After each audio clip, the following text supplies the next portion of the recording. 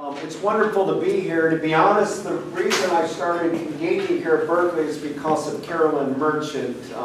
When I was young in my 20s, I started reading her work, learning about ecofeminism, which she pioneered. Recent years, reinventing Eden and other books of hers are books that are very meaningful to me. And she's been a great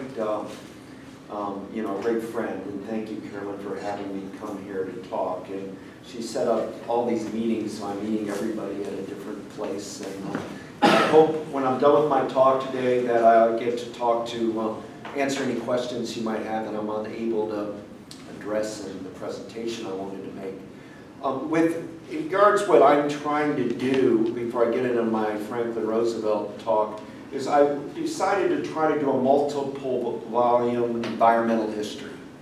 I picked to begin with Theodore Roosevelt's era, although I could have done it with Henry David Thoreau, and Thoreau's bicentennial will be coming up in 2017. But I was looking more at the politics of environmentalism and how Congress works and how the executive branch works and how the Supreme Court works dealing with the environment. And then my goal was to bring in different people that I kept, we all studied John Muir and Gifford Pinchot, but I've also wanted to open up the net of other people in my studies. So I did the Wilderness Warrior on TR's generation, and then I did the Quiet World, which goes from John Muir's wilderness journalism in 1869 to Dwight Eisenhower's creating of the Arctic, or ANWR, in 1960. In the third volume, I've just finished dealing with the era of Franklin Roosevelt, an environmental history of the 1930s and 40s.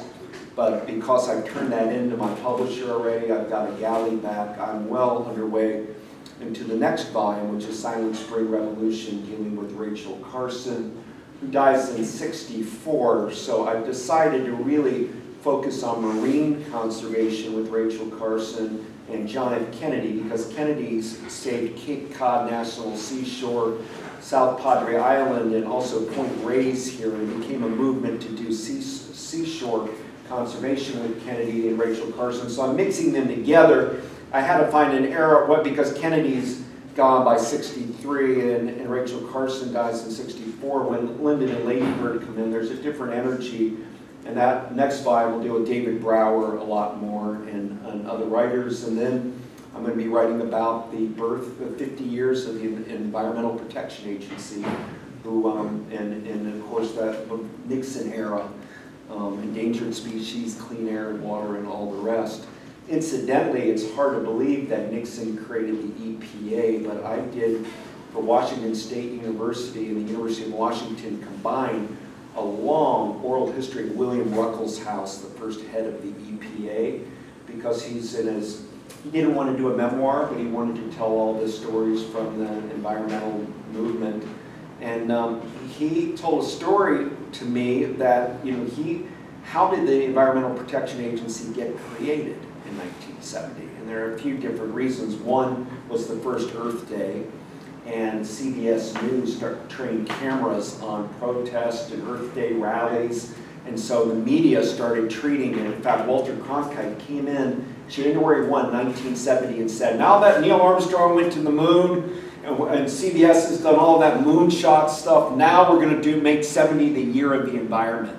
That's how powerful the media could be. And CBS started showing Planet in Peril and dirty rivers and lakes and all of this and color beaming into people's living room. And Nixon got sick of it. How he hated the media and always wanted to go get reporters, and and so he said, I'm gonna out. And he was paranoid, Nixon, of Ed Muskie, a senator from Maine who was the proverbial favorite in 1972 to be the Democratic nominee. George McGovern, of course, got the nod, but Nixon thought it was going to be Muskie. So post-Earth Day, he told William Ruckelshaus, a moderate Republican attorney, to kind of create an environmental protection agency, and I'll try to launch this on people, because otherwise Congress is going to make me seem like I'm weak on the environment. Well, lo and behold, Ruckelshaus, who's a very elegant writer, wrote a wonderful memo mixing legal language for the rationale for an EPA with color. You know, I mean, legal language with beauty about nature and beautiful landscapes of America and beautification. And the EPA got created in the hurly-burly of the end of 1970, and Ruckelshaus never realized, what did Nixon really think? Why did Nixon create an EPA? And he went to the Nixon Library in Yorba Linda, and they make you wear gloves, and they roll in the archive boxes, and Ruckelshaus is looking at all his old memos, and there was his founding document of the EPA, and there was the President of the United States handwriting on bullet points next to his wonderful paragraphs. So presidential scrawl, bullshit. Bullshit. Next to his and Ruckelshaus, he didn't want to create the EPA.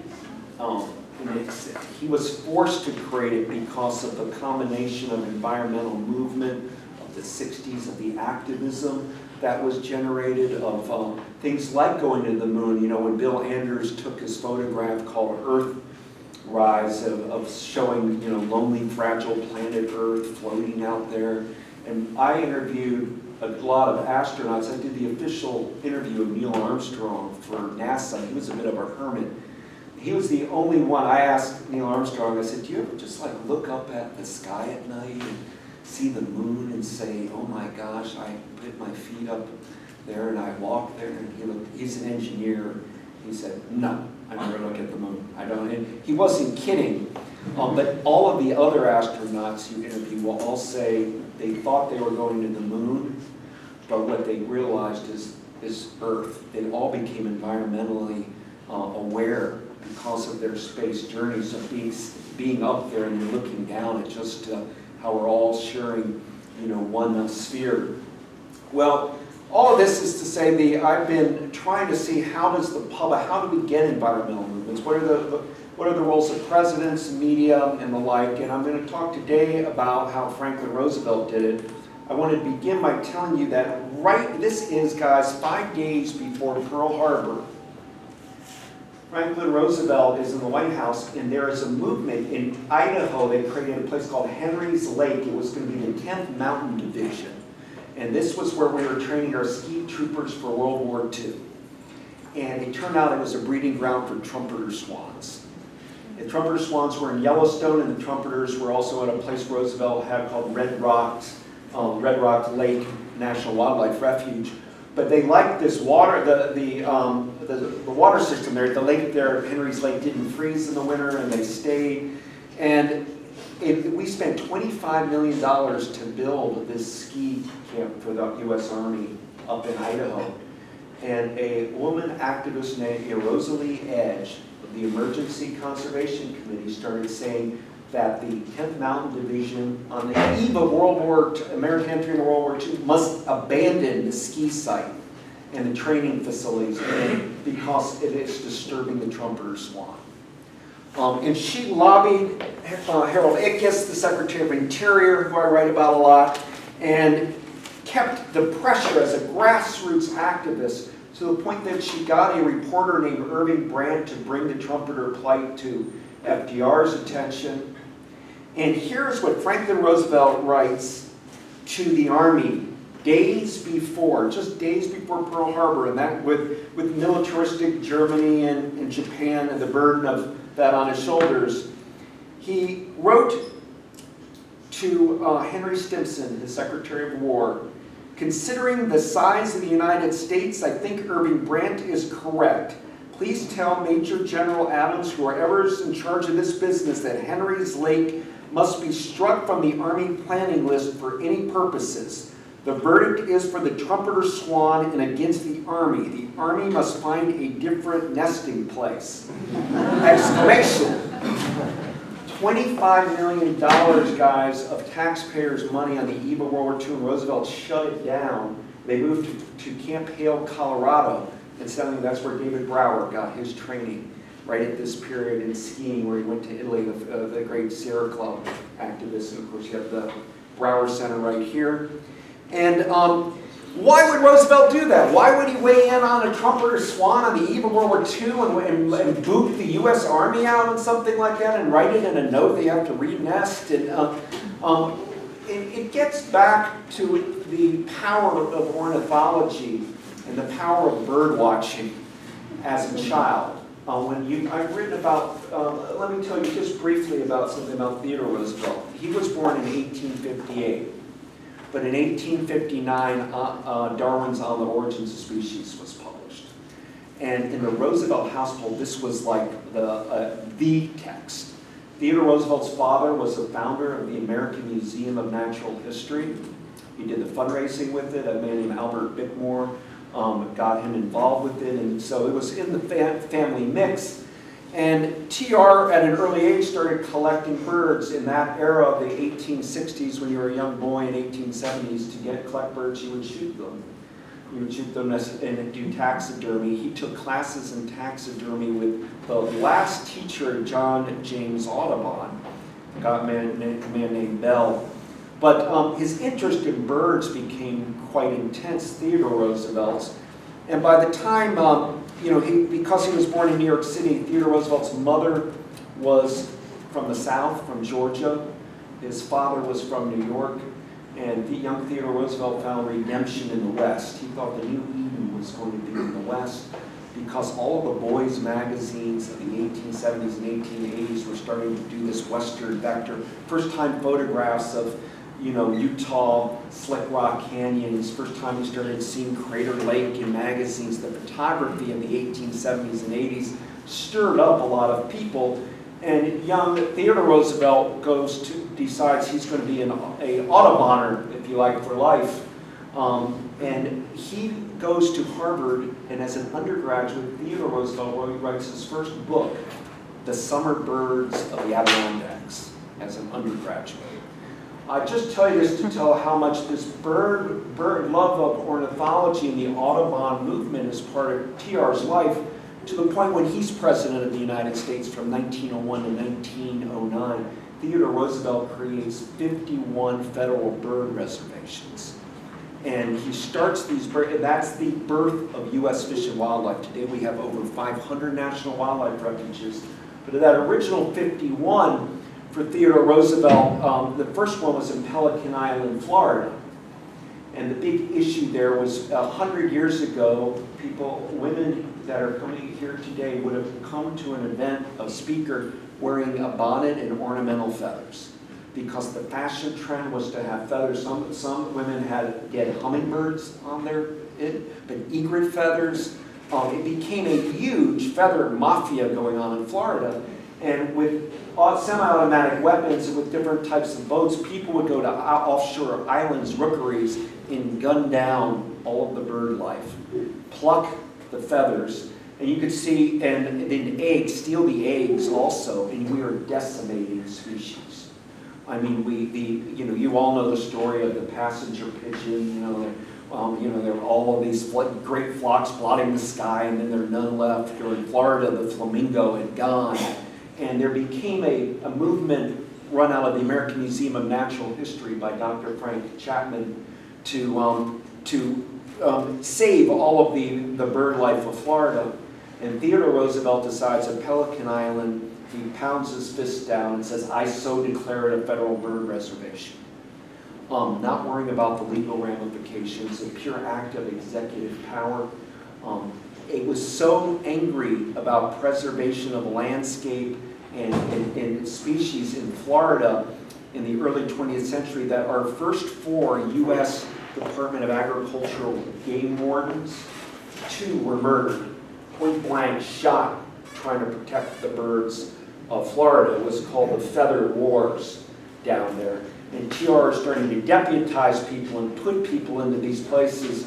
And so it's part of the Roosevelt family lore to protect species like the trumpeter swan and a war with local interests to do so. But that was just one way that Theodore Roosevelt started doing protection. Another one was he came in and started using the executive orders that you hear about for using the Antiquities Act, creating national monuments. in many ways, the national monument movement was really by a man named John Lacey out of Iowa, and they did it through the General Land Office in Congress, but it more or less to do a national monument was supposed to be for paleontology and for archaeological digs. Meaning, you know, how like if you have a murder site, you do the yellow plastic border around, and the idea was Europeans were coming and stealing all of our fossils and bones for their museums, and the belief became that these belonged to the American people, and so this Antiquities Act got pushed through with the idea that the federal government, for the key word is for science, could go in and save an area for scientific research. Well, Theodore Roosevelt had gone to the Grand Canyon and stood on the lip of it and made his famous speech, which I recently saw at Arches National Park, and other gift shops are selling it as a t-shirt slogan now. But Theodore Roosevelt said, "Do not touch this, God has made it, you can only mar it, leave the Grand Canyon alone." He uttered that in 1903, and about 4 years later, it ends up being mined, the efforts to mine it for zinc, asbestos, and copper. The Senate wants it open, and Roosevelt applies the Antiquities Act, which most people thought might be for 100 acres, 200 acres of land. He applies it to 600,000 acres and declares the Grand Canyon a national monument. And that mechanism of executive power of saving places when you can bypass Congress has been very potent. You see President Obama doing it now. I've been pushing and testifying to get the Arctic coastal area of the Arctic National Wildlife Refuge declared a national monument, because of that upgrade in status will preserve it forever from the oil interests that are working up there. But not only did he do that with the Grand Canyon, Theodore Roosevelt, FDR is learning that mechanism too. So FDR's learned how to do that 51 bird reservation deal from his uncles. I mean, they call him Uncle Ted, it was a distant cousin. And he's learned how to do the national monuments, and as you all know, national parks go through Congress, and you have a movement and you can get them passed. FDR is born in 1882, and he's in love with the sanctified landscape of the Hudson River Valley. There's a theory of thought about the Roosevelts that's going on, and of how people can over-sanctify a landscape. They fall in love with the Yosemite the way Muir did, and it becomes almost spiritual. And for Franklin Roosevelt, the Hudson River Valley was that. It was not about wilderness for him. It was about Adirondacks preservation, Catskills, but it was about the river. And you all know the Hudson River painters, and that romantic, idyllic landscapes, and the Dutch field houses, and local stone and timber for architecture, and what today you would call sustainability. That's all going on because FDR is growing up in the 1880s, 1890s, and romanticizing the Hudson River Valley to the point that the family, and young FDR was part of it, it's called a Balmville tree. It's the oldest, one of the oldest trees in the state of New York, and young FDR got in a protest to save this particular tree because a highway was going to knock it over. He's got Theodore Roosevelt's big influence on him, who's already a big conservationist. And yet, unlike Theodore Roosevelt, who declared himself at Harvard a wildlife biologist, FDR is more interested in bucolic landscapes. What both Roosevelts have in common is a fear of the rise of the city. They're fearing, Theodore Roosevelt had the fear because of asthma.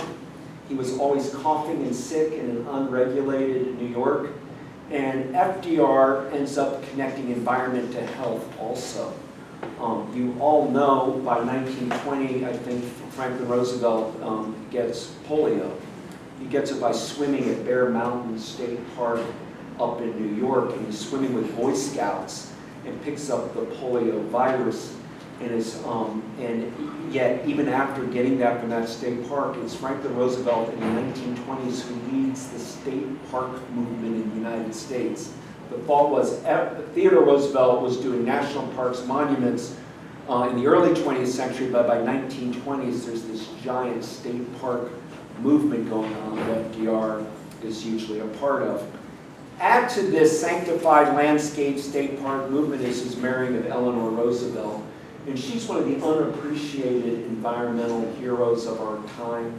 If you go and read Eleanor Roosevelt's writings about nature, which hasn't really been done in a scholarly way, George Washington University is putting the My Day columns and things online. But you will start seeing in Eleanor Roosevelt a huge belief in sustainable living. She tries to do this at her home in Valkill up in New York, which is separate from her husband's home, Springwood. But together they're both very involved with what we call a rustic architecture and the beautification of countryside movement, and they both get deeply interested in forestry. The reason for forestry is I see the New York City t-shirt. I mean, that fear of New York City getting no water. I mean, the fear of the bad polluted water in New York if you don't protect the Adirondacks. You know, you've got that, you had to protect the Adirondacks for New York City. But keep in mind with FDR, he is not a New York City person. He is Dutchess County upstate, and when he runs for his first election in 1910, FDR, it's rural voters, rural New York, upstate counties, and he's pushing very hard for state parks because that brings money to your counties for tourism up there, Columbia County. Franklin Roosevelt is really the designer, the architect of the Taconic Parkway in New York, which is to have scenic pullovers, little ponds, haystacks, to have the ride on an interstate be very bucolic, because Roosevelt wants people to come up from New York City and spend the weekends up in those particular counties. His enemy is a guy named Robert Moses, who you might know. Robert Caro famously wrote The Power Broker about him. Both are interested in conservation, both are interested in state parks, but Moses's view is that, I don't know if any of you know Jones Beach in New York, but he's interested in people in New York City getting out of New York City for a day trip and then come right back into the city. So he's interested in quick thoroughfares, parks right around New York, ways that urban people can get a quick dose of recreation. FDR, building on Theodore Roosevelt, thinks you need to spend 3 or 4 days in nature. He's doing the long weekends. He's promoting, come upstate New York, see the Finger Lakes, you know, come and experience Lake Ontario, come to the Adirondacks. That becomes his big political constituency. And when I mentioned to you guys in 1921 when he contracts that polio, and he goes up to Campobello where their home is. Campobello is in New Brunswick. It's on the border of Maine. But if you're an Eastern elite, like the Roosevelts were, most of them would go to Maine or Cape Cod, Nantucket, Martha's Vineyard kind of culture. They went way up north, FDR. It was quite remote at Campobello where he would go. And he started writing about feeling only free at sea. And one of the themes of Franklin Roosevelt's life is nature as experienced from the ocean. Do you realize that he was our longest serving president, you all know. He was in 1932, 36, 40, and 44. He spent 1 out of every 3 days on water. Now, this is all of that many years. 13 years, he spent a third of it on water, meaning on yachts. He went so far that in the eve of World War II, 1938, he goes to the Galapagos Islands, Franklin Roosevelt, and disappears for 24 days with no media to go find new types of burrowing shrimp for the Smithsonian Institute. You know, he went in 1934 all the way to see the Hawaiian volcanoes. He declared 1934 as president the year of the national parks and goes out to Hawaii to see the volcanoes. Then he goes to Glacier Park, sets up a radio operation out of Glacier to praise the National Park Service. I'll mention that in a moment, but the key to FDR, once he gets polio, is he wants to be on water and he wants to experience nature, and he can't do it out by hiking. So the conflict becomes roads. He wants scenic roads. He wants taconic parkways to take you to see the wonders. But by midway in his first term, 1935, the Wilderness Society comes up with Aldo Leopold and others, Bob Marshall. saying, no, we need roadless areas, we need wilderness areas. So some environmentalists have been angry at FDR for his road mania to sites, roads to the national park. Edward Abbey famously called Zion, Zion National Parking Lot. That hyper automobile traffic, and FDR is guilty of this. Very much believed with the automobile movement, the post-Model T era, and with that roads were going to be the big thing to build to take people to scenic sites. But if I could just phrase FDR in the 1920s for 1 minute, he went down after his polio, and the first thing he did was got lost in the Everglades of Florida. I found a letter that's been unpublished with Franklin Roosevelt writing that he thinks the Everglades should be a national park in the 20s. He's able to get it to become one, or get the process going in 1934, although it's not till the Truman era that it officially gets done. And he's deeply concerned about saving wild Florida, and he's determined in the 20s to start creating state park systems in the United States. You guys had a good one out here in California, but a lot of states, just let's say like Florida, had none. Do you realize that the state park systems of places, about 20 different states had no state park systems till FDR in the New Deal builds the entire state park systems of these states? We so often look at national parks, but the state park movement is one of FDR's great accomplishments, and that's something Theodore Roosevelt wasn't able to do, but FDR was. Not only does he go to Florida a lot, and does not like hunting, incidentally. Theodore Roosevelt was a hunter, Franklin Roosevelt is not. He does angling, fisherman. But he goes in 1928, even though he's incapacitated and can't walk, and to get from the door to where I am, he had to have a son help him, and he tried to learn how to move his hips in a certain way just to get to the podium. But then that voice of his would come out. And from 1928, when he runs and wins as governor, and then he wins a second term in 1930, he becomes the conscience of the environmental movement, because he's listening to Gifford Pinchot on forestry. He's promoting the Adirondacks Forever movement, which was hugely important and significant. And he's starting to do work relief programs pre-CCC for the state of New York. How do you deal with unemployed, take unemployed men and give them jobs? Now, one of the great criticisms of the New Deal and the CCC, so, the idea is to take unemployed people and give them jobs doing forestry projects, particularly as governor in the state parks of New York. But by the time he runs for the president in 1932 and wins, and Herbert Hoover's a disaster, and he comes in with the New Deal, and one of his first programs is creation in early March of 1933 to do the Civilian Conservation Corps, 250,000 unemployed men in their 18 and into their early 20s, plus World War I veterans, and give them jobs, tree planting, and working on soil erosion projects. The CCC plants over 3 billion trees, guys, between 1933 and 1942. It's called Roosevelt's Tree Army, and it's about his obsession with reforestation. Now, how successful is this CCC? It is there's not a scholar that would say the CCC was not successful as a training for those unemployed men. It worked quite fabulously. However, the CCC did damage as well as good projects, and I think in order to do scholarship on the Civilian Conservation Corps, you got to break it down project by project.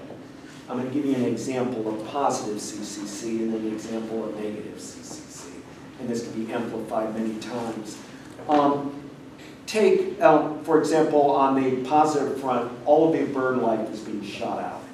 When Franklin Roosevelt comes in 1934, he creates a committee of wildlife conservation. He appoints Aldo Leopold, Thomas Beck, and a cartoonist named Ding Darling to come up with a report on how to save all of the wildlife. And the main theory is buy burned out land and rebuild that land. critical wetlands habitat. Roosevelt, as that birder, believes that the way to get over the dust, what becomes by 35 called the Dust Bowl, but how to get over the great drought is going to be on wetlands rehabilitation, and you do it by saving waterfowl. The ducks and swans and geese were being slaughtered, and Roosevelt recognized if you do an Atlantic flyway, and a Central flyway, and a Mississippi flyway, and a Rocky Mountain flyway, and a Pacific flyway, that you have these hot spots where the birds can go in every state. You just go take a map and you go straight down, and and he tasked the CCC and WPA to build these remarkable national wildlife refuges that have been a gigantic success in saving the waterfowl. I mean, and he would go to a lot of these places. He went, for example, the whooping crane is almost extinct, and he went to Aransas, Texas, Port Aransas, down there, and said basically like TR, I so declare it a national wildlife refuge. 1937, he saves whooping cranes. 1935, sandhill cranes were threatened. He creates 2 sandhill crane reserves. He creates, hundreds of national wildlife refuges using CCC labor, and is doing grass restoration, habitat restoration, and ways to save all of that bird life. That is a great CCC, like 40 national wildlife refuges. The whole state is filled with what are called prairie potholes that Roosevelt saved in what he called a limited interest strategy of how to get farmers engaged with helping to bring back the bird life and keeping water in North Dakota. Negative on the CCC. First off, women weren't part of it. Eleanor Roosevelt tried to create the she. Did not have the success. She was quite frustrated. She was a big booster, Eleanor Roosevelt, of the CCC, but always thought that the women were getting the short shrift of the program. Segregation in the CCC. I write in my book about, I picked the state of Missouri because the CCC did some of their finest state park work and work in the Ozarks, meaning beautiful stone architecture and bridges and check dams and landscaping. They did great work, but all segregated. The whole South segregated. Even up north, they did segregation. Why couldn't FDR be an integrationist? Because the Democratic Party was South. He didn't want to lose the Democratic votes, and so he didn't dare to take on the racial component of it. And so you're looking at an unfair treatment to African Americans in the CCC. It's a little better with Native Americans because they created an Indian CCC. I would say you have to probably give it a thumbs up in history. It has its problems. We can go on a long dissertation about it. But it's probably in Native American history the first time that a lot of native lands are being rehabilitated and Native American culture is being honored and respected, largely because Harold Ickes, Secretary of Interior, and his wife Anna had a home in New Mexico. She wrote a book, Anna Ickes, called Mesa Lands, about saving lands of the Four Corners region. But they became huge champions of Native American rights, John Collier and Harold Ickes, and it had an influence on Franklin Roosevelt. And the Indian CCC in states like Minnesota just did a hugely remarkable job. But what I break down in my book is I've gone all over to the archives. You guys have here at Berkeley a Living New Deal program, largely collecting WPA materials. I'm doing that with the CCC. It's a hugely exciting field because each state had a CCC program in camps, and we're now finding all of their camp papers, camp archives.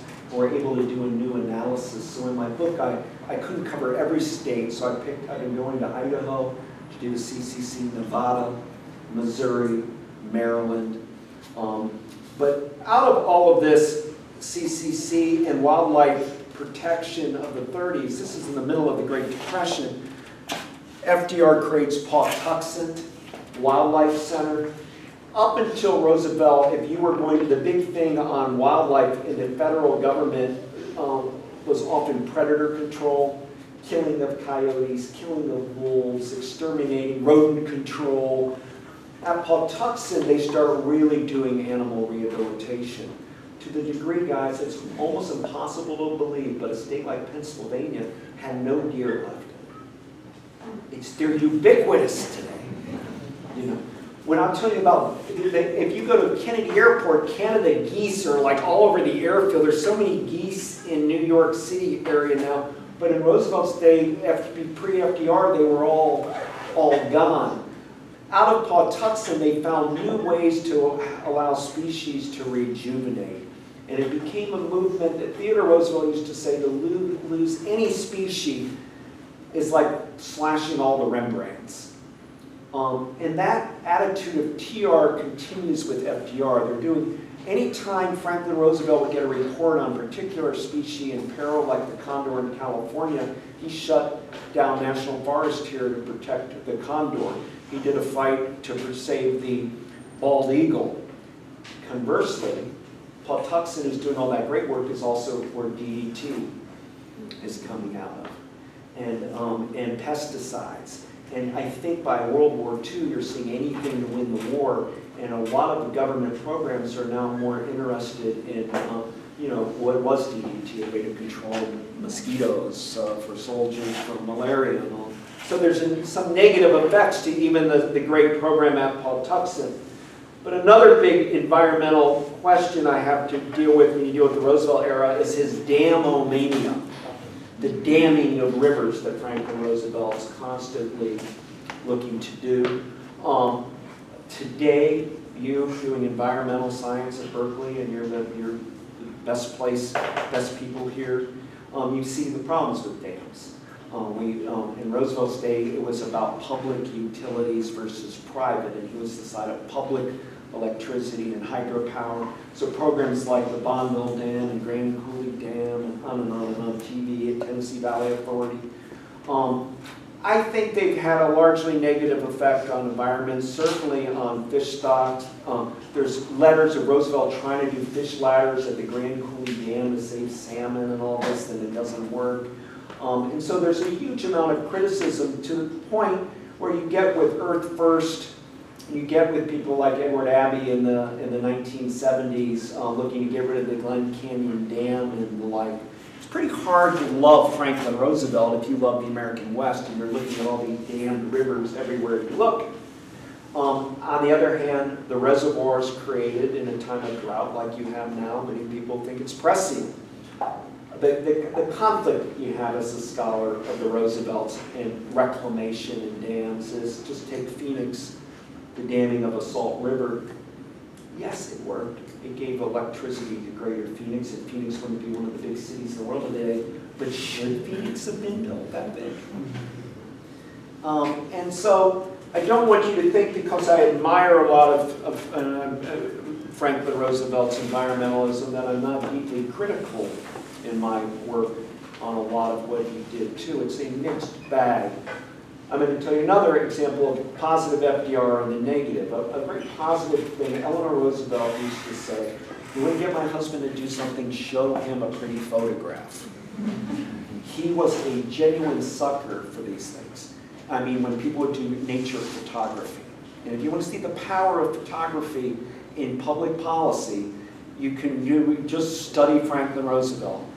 Here in California, young Ansel Adams took all of the wonderful photographs of what's today Kings Canyon National Park. And there was a big fight for Kings Canyon. And he put together a book that only had like 300 copies of Ansel Adams' photographs of Kings Canyon. He got one. Harold Ickes brought it to FDR's attention. Roosevelt stole the book, kept it, and then fought to get Kings Canyon National Park through. Not just did he fight to get Kings Canyon FDR, but at one point, Harold Ickes is saying, we want it as a wilderness park, no roads. And Franklin Roosevelt said something, a man in a wheelchair. He said, well, then how am I ever going to get to see the scenery? How does somebody, meaning that has a disability, so you're saying Kings Canyon's not for me? I said, well, but he did it. he went, and it becomes really, I mean, the birth of a kind of modern wilderness thinking of how to have real roadless areas with the campaign of Kings Canyon, which David Brower really cuts his teeth on too, and the power of Ansel Adams. Another way he did things, Franklin Roosevelt went up to the Olympics, up in the Olympic Peninsula, and there was a movement, should the Olympic rainforest be saved? And Roosevelt went out, and the Forest Service in those days wanted to timber a lot of it, and the Forest Service, of course, being in agriculture, and Gifford Pinchot's Forest Service, and the National Park Service and Interior, and they were feuding with each other who controls the Olympics. And Roosevelt looked up at the landscape and in front of reporters said, whoever clear-cut this, I hope they should be rotting in hell. Well, when a president says something like that, it gets people's attention. One of us says it, we would say things like that a lot, or think about him articulating as president of the United States. It angered him because this generation really believed in land stewardship as being who an individual was, that you didn't judge somebody by their economic wealth, but by how they were stewards of the land. What does that tell you, though? That's still a rural America, where you're able to judge people of how they're taking care of their land. It's an agricultural, rural, farm America that we're a different country now than it could have been in the 1930s. And when Theodore Roosevelt does ISO declare it at places like the Grand Canyon, that's a territory, Alaska. A territory, Arizona. Mexico is a territory, it had no senators.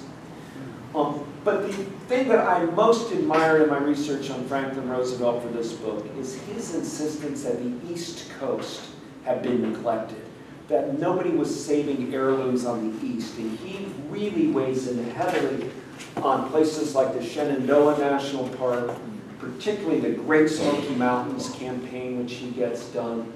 I write in my book about a woman named Jean Harper, who is the savior of the Okefenokee Swamp. And she was a tutor to Franklin Roosevelt and Eleanor's children.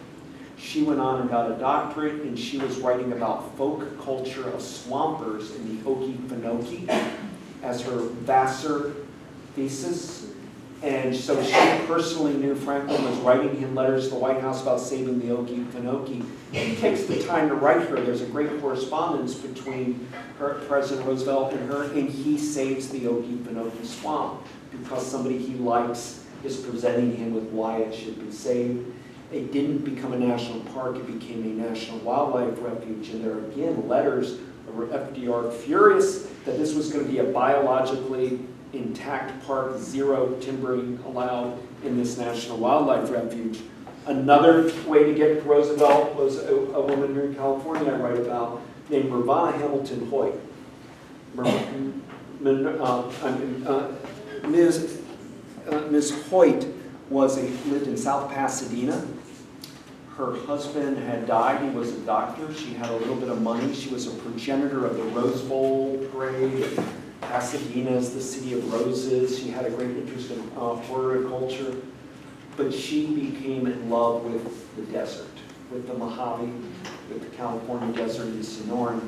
So much so, she would go and have these ecstasy sessions under the sky around Joshua Tree. And she comes up with a proposal that she wants a 1 million-acre Joshua Tree National Park. She's known as the apostle of the cactus. She went honorary doctorate from the University of Mexico in Mexico City and the like, but was a Democratic donor in a lot of ways. And she was so determined to save the Joshua trees, which many people thought were heinous or grotesque looking, and she thought they were magical, that she gets, here it is, 1933, Roosevelt's only president a few months, and she gets a meeting in the White House with FDR, and again, somebody told her to bring photographs. She brought her photo album. I've looked at it. It's at Joshua Tree National Park Archive. And she's, oh, look at that. And he would go through them, FDR. And he said, okay, well, we'll do it. That's 1 million acres. I'll declare it a national monument. She was startled and said, that can't be. What you need to know, the railroads are saying that. He goes, oh, we'll boot all them out later. I'll get lawyers. That's what lawyers are for. So she floated out of the White House saying, my God, FDR said we're going to do my dream 1 million acre park just like that. And it is true, it took some years. the lawyers did kick in, and the railroad things, and it got reduced from her $1 million down to 700,000, and then it'd be around 800,000 as it got done due to some parcels. But he signed an executive order creating Joshua Tree National Monument, holding it there as a monument until he had a later generation had the power to get it a national park. So I'm trying to introduce people like Gene Harper and the Okefenokee campaign and Nirvana Hoyt in the California campaign, because I want to encourage through history the grassroots activism that does get successes. It is hopeful. I write about here, I'm just picking on a California one, but they're in every state. The whole campaign to save the Channel Islands here in California was just stunning. And FDR got shown photographs of the whale life around this marine sanctuary. They called it, they told FDR, these environmentalists, that it was the Galapagos of California. And he loved the Galapagos because he had gone on this huge tour there, and in Darwin, he studied Darwin and all, and he declares the Channel Islands a national monument, and of course today it's a national park. He picked states like Utah, FDR, and said, how does Utah get out of the Great Depression? It's a lot of canyons, it's a lot of rock, the Colorado River is amazing, the Colorado Plateau is incredibly scenic, and yet the only other way to make money there was going to be on mining, and they were doing uranium mining even later along the Colorado River and all this, but he decides it's going to be the national park state, Utah. Today we have 5 national parks. He took Zion, that was small, double the size of it, signing Zion National Monument. He signs an executive order creating Capitol Reef National Monument. Today it's a national park. He took Arches, which was a tiny fly-speck little, come see a stone archway, and made it into the huge park that it is today. He said the CCC, I went to all the papers of the CCC in Utah, and it's astounding because he picked as his first Secretary of War George Dern, a former governor of Utah, whose whole thing was as Secretary of War was how do we turn Utah into the national park state for pork? How do we get big government money to Utah? Some states it was about dams. In Utah of the 1930s, it was about recreational tourism for those parks. So the federal government would dump all these money in, road crews would come in, it would mean jobs for Utah to go to these national parks and turn Utah into that kind of national park state. I'll end by just telling you there's no presidents that put conservation first like the Roosevelts. Theodore Roosevelt used to say the natural resources, saving of natural resources and proper management is the #1 issue for all Americans. FDR had that same influence. When I have to rank, and I know they're very often useless, but we live in a society that does that, ranking of presidents as environmental presidents, I always put Theodore Roosevelt first, Franklin Roosevelt second. Third, maybe Jimmy Carter. That's a whole other lecture. But what he did with the Alaska Lands Act is astounding, and his attempts at bringing alternative energy to our attention and holding us for being 6% of the world's population, using up 35% of the world's natural resources. He ranks very high. Lyndon Johnson, due to Lady Bird Johnson, and Lady Bird's beautification program, but also the Wild and Scenic River campaign of the Great Society years. Lyndon's pretty high. John F. Kennedy, because of marine efforts. So I wanted to end with just telling you one last story about Franklin Roosevelt when he died in Warm Springs, Georgia. This was his getaway place. He believed the thermal waters there helped him with his polio. It's a wonderful site if you ever get a chance to go to the Little White House at the State Park in Georgia. Fantastic site. But he took care of it. We looked at the forestry and he picnicked with these scenic vistas there. And it's quite a remarkable experience to go there. But he dies there in April of 1945, and his body gets back, moved by a famous train procession, coffin to the White House, and he gets moved, and it's buried at Springwood, the home he was born in, the spring home he lived in, and where, of course, he's buried, and it's where all of the papers are, the Presidential Library. Franklin Roosevelt Library in Hyde Park, New York. But people that knew him said, we got to do a better honor for him. He never wanted to be a Mount Rushmore. He hated Mount Rushmore kind of thinking, even though he dedicated some of it. There's letters that he's writing. In fact, he said, all I want for my memorial in D.C. is a big hunk of marble with my name on it, nothing more. But his friends knew that you had to do something for trees. And that when the United Nations was created here in San Francisco conference, they were all at the Fairmont Hotel. And the first thing all the world leaders did when they all convened at the Fairmont was get in buses and drive up to Muir Woods. And all walked out to Cathedral Grove, where they did the funeral memorial service around the giant redwood trees, on the way passing places that the CCC had worked to save, to honor conservation in Franklin Roosevelt. And a big thesis in the end of my book, I don't want to get in the weeds too much with you on all this, but FDR, in his last years of his life, reconnected with Gifford Pinchot and was insisting the #1 plank for the United Nations was global conservation with one single environmental standard for the world on air pollution, on water pollution, on allowing of timbering. He was going to do a global environmental standard. This caught a lot of wind, and FDR was determined that with Pinchot was going to be a key part of the UN. He raises it at the wartime conferences, but a lot of Stalin and Churchill, it's FDR being weird. But he was determined to do it. But once he died, Harry Truman nixed it. Truman fires Harold Ickes because Ickes blows a whistle on them trying to do offshore oil drilling here in California on a secret deal. And he gets fired, and there's a feeling that FDR went too far in conservation, and the Truman years now is about building of industrial military power and might. You no longer have, by 1945, with the death of FDR, somebody with an environmental consciousness in the White House. And it's dark in the Truman years, and it is dark in the Eisenhower years. The only reason we got any decent environment, this is the era where we're doing nuclear testing everywhere. We're blowing, they were going to drop an atomic bomb up on the Arctic National Wildlife Refuge to create a harbor for offshore oil. And the people that I write about in my book that are continuing are people like William O. Douglas, Supreme Court Justice, who FDR appointed in 1937 to the Supreme Court, who becomes in that 50s the leading environmental activist as a judge.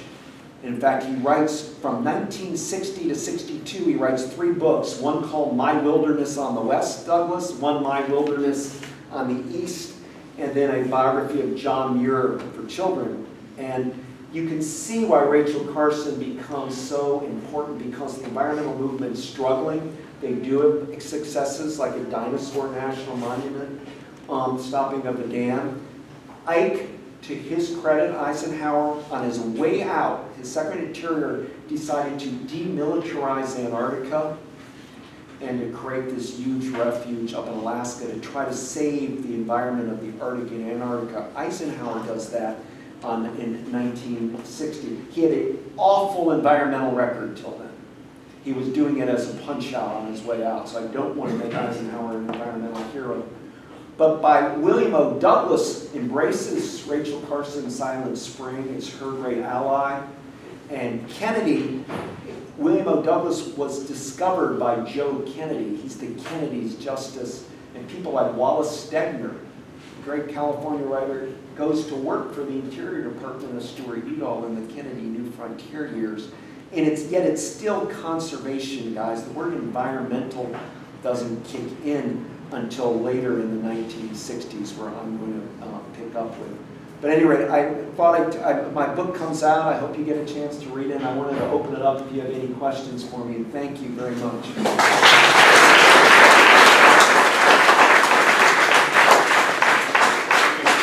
Just before you start, I know some of you have to go. I also want to point out tomorrow for graduate students, we have a special session with Douglas. The details are there. We have this room for a few more minutes. Yes, I was just going to make an observation. The 10th Mountain Division in Leadville, Camp Hale, Paul Zinke, who was on our faculty for most of his career, he's an alum of Berkeley, served So there also with David Brower also. Was he with Brower? He was there at the same time, and I talked to Paul actually about that. Brower is an amazing figure to write about. Was still, I think, a gentleman here in Brinkley named Turner has got a book. I just did a blurb for a book of his coming out from the University of California Press At on the Brower. museum there in Leadville, they have a whole thing on Brower and his mountaineering time there in the military. I left Brower out of my FDR book of the 30s and 40s with the exception of a cameo appearance on the Kings Canyon campaign where he took a film camera and filmed some of it. It's the beginning of environmental footage, using film to connect. You know, one person who most of these people are liberals that I'm talking about on conservation environmentalism, but it was funny to look at Walt Disney, because I know PBS is doing a Disney documentary on right now, some of you might be catching it. But Disney had a weird story because even though he was not only for Eisenhower, he was for Barry Goldwater in '64 and was for Nixon in '68, a true Republican conservative, but he loved animal life, Walt Disney, particularly coyotes and things. He noticed in the Los Angeles basin, different wildlife there, but he sends a camera crew. It's kind of a signature moment. Disney sends a camera crew to Alaska to film seal life. And he wants to do a documentary on seals, and he's paid for this really top documentary crew. They go up there, but they decided not just film the seal life, but show the village life of people living you know, in the Aleutian chain and the way the seals are part of their life. And so there were a lot of humans in the footage. And Disney got the big old canister reels sent to him, and he wrote a telegram back and said, I said seals only, stop. No people, stop. Just seals. And these guys went, how are you going to do a movie of just seals? Disney took it and put like Tchaikovsky and, you know, classical music showing the life of a seal pup and how it grows up and all this.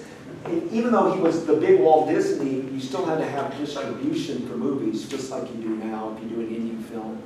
And he brought his seal documentary to RKO, the big distributor, and they said, Walt, we won't do it. Nobody is going to pay money to see seals for 90 minutes with classical music behind them.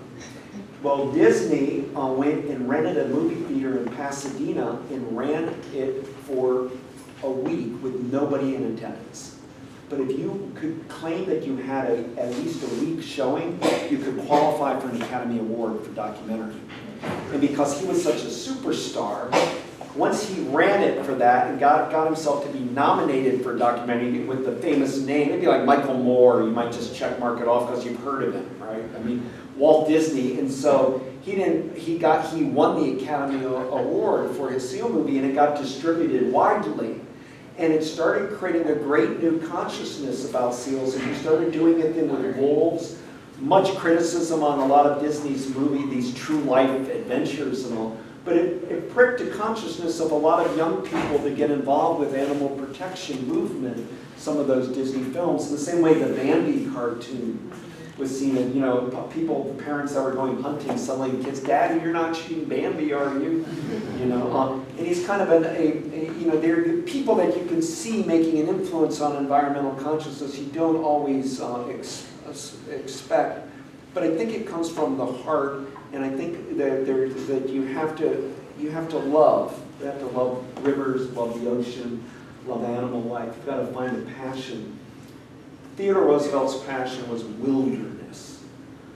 For a whole bunch of reasons we don't have time to get into. The frontier, the open, that's defined. The Grand TR would say the Grand Canyon is our Louvre, and our Westminster Abbey are the Tetons. For Franklin Roosevelt, it was trees. He just was obsessive about birds. Both of them were ornithologists, but and to a point where Eleanor Roosevelt took Franklin Roosevelt to the Grand Canyon for his first time, and he was disappointed. And she said, "This is the most majestic sight I've ever seen. How, Franklin, could you be disappointed?" He said, "It's not green." He liked that northeastern, Adirondacks, the forest life. Yet without that appreciation for, I argue in my book, nobody's done more for desert protection than FDR. He went down because the Boy Scouts of Arizona wanted to save the bighorn sheep. FDR creates all of these giant game reserves in Nevada, the Desert Game Range, all to save bighorns, FDR. The Kofa Mountains in Arizona and all along the borders, FDR doing it to save that. He did antelope at Hart Mountain. You know, he's signing all these to try to help at least the large charismatic species have a fighting chance in the modern world. Anyone else? Yes, sir. Thank you very much. I think the answer to this is that you're going to say I need to buy your book. I'm just curious, how does, you know, FDR's, a lot of history is about the war period. Does the onset of this war give him cover to continue some of these That's things? a great, amazing question. Or does it take over so much of his time and energy that, it seems like a lot of the things you mentioned, in my understanding of his impact, were pre-war. Is that Excellent point. Huge point you're making. Not be on FDR's doing. What happened is after Pearl Harbor, Congress votes to defund the CCC, and it kills it. And FDR did everything possible to save the CCC. His big argument was we needed them for forest fire protection in the West Coast. And here's an ugly side of Franklin Roosevelt. The Japanese internment that takes place in the camps is FDR's thinking of that their Japanese will do arson, and that an arsonist here could make such a fury that you could hit the LA basin or San Jose or whatever through forest fires. And that is the impetus of his roundup, the lowest moment of FDR's presidency. Remember, he creates Camp David to live in, which was called Shangri-La, in an old rural demonstration plot up there. He is very comfortable he does not need comfort, Franklin Roosevelt. Jimmy Carter's that way too. They can sleep on cots in Spartan places. They don't need a lot. But he writes to Harold Ickes. Ickes writes him an amazing letter days after Pearl Harbor and says, you know, all of the SOBs are going to now try to loot the public lands, and we're going to have to form a little SWAT team, a little tight club that we have to make sure that we protect it. So he appoints Harold Ickes, the most radical and progressive Secretary of Interior in American history. He appoints him as the petroleum head to make sure these oil companies don't get in. And he uses this guy, Irving Brandt, as his eyes and ears, a great writer and journalist. And Brandt they try to do all sorts of things during World War II. Roosevelt creates a ton of national wildlife refuges during World War II, but Congress won't fund them. So things like a Chicotee, where the horses, you know, and Assateague, and all of these on the East Coast are all Bombay Hook and Parker River, and all these in Massachusetts, which Rachel Carson will write a pamphlet about. These are all done by FDR, but Congress won't give them any money to fund proper management of them. But Roosevelt knew if I establish them after the war, then they'll be able to get funded. And during World War II, he does a couple of huge, great campaigns. Mammoth Cave National Park, he pushes through. He does Isle Royale National Park in Michigan, which is a biosphere for wolves and no cars, and saves that. So those are two big park campaigns. But most controversially, he signs Jackson Hole as a national monument. And what happened was John D. Rockefeller. Why do you think John D. Rockefeller likes national parks? It always seems like the king of oil, the oil people, we think of today as being anti-environmental. But how do you get to these parks? You drive. So for the Rockefellers, it's a great foundation thing. Oh, sure, we're behind the national parks. Fill up your car, bring the kids, go to Yellowstone and drive across country and spend a lot of money at Standard Oil places. I'm not being cynical about it, but there's that motivation there. Nevertheless, John D. Rockefeller would quietly create a group called the Snake Cattle Company or something like this, named after the Snake River, but quietly started buying up all of the Tetons area. And he had this great bit of land, and nobody knew that that's what he was doing, and he gifts it to the Interior Department, and FDR signs an executive order accepting it as a gift. The Republicans, went ape on FDR. For the Wyoming delegation calling FDR Hitler, land grab, Eastern elites screwing over the Western ranchers. It was brutal. Wallace Berry, who was a huge actor of that day, led a posse of people to go shoot elk and all, to break federal laws and drive across, do everything they could to break the laws so they wouldn't recognize Jackson Hole as a national monument. It retarded the national park movement that Jackson Hole had been in the middle of World War II, that Roosevelt would do this in 1943, that Truman and Eisenhower were very scared to sign a big national monument because the Republicans started a very fierce bill after bill saying we have to abolish this Antiquities Act, of that this is a trick. This Antiquities Act is a left-wing trick, and this is proof that Roosevelt just did it in this large part of Wyoming. But the point is, he's still doing all this stuff even while World War II is going on, because conservation was a hobby and a big part of his life, and his parks, this sense of beautification of America, aesthetic, his love. There was an architect named Andrew Jackson Downey, who did with Olmsted and all these guys, how you do public city parks and the greening of America. And his Frederick Delano, Uncle Fred, ran the National Planning Commission, and so they started all these beautification campaigns. The CCC guys in Roosevelt is trying to make civilization better. They're trying to build this imaginary, kind of American civilization. And what is stunning is the quality of some of the stonework and rustic architecture of the WPA and CCC.